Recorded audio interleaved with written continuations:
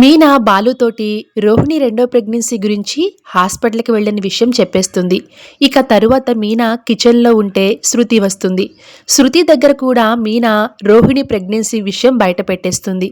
రోహిణికి రెండోసారి గర్భమని చెప్పారు అని మీనా అనేసరికి, సెకండ్ ప్రెగ్నెన్సీ ఏంటి మీనా, నాకేం అర్థం కావట్లేదు అని శృతి అంటుంది. అంటే తనకి ముందే బిడ్డ ఉన్నాడు శృతి అని మీనా చెప్పేసరికి శృతి ఒక్కసారిగా షాక్ అవుతుంది. ఇక మరోవైపు బాలు ఈ విషయాన్ని రవి దగ్గర చెప్పేస్తాడు. నేను ముందు నుంచో చెప్తున్నాన్రా, ఆ పార్లలమ్మ పైకి కనిపించేంత మామూలాడిది కాదు అని, ఏదో నిజం దాస్తుంది అని నేను ముందు నుంచో చెప్తున్నాను అని చెప్తూ ఉంటాడు బాలు. ఇక వాళ్ళ నాన్న సత్యం దగ్గర కూడా బాలు ఈ నిజాన్ని బట్టబయలు పెట్టేస్తాడు.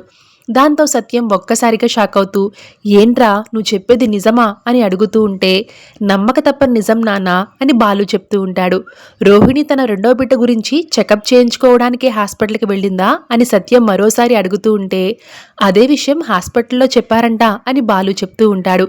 ఇక సత్యం ప్రభావతి దగ్గరికి వెళ్ళి జరిగిన విషయం మొత్తం చెప్తాడు.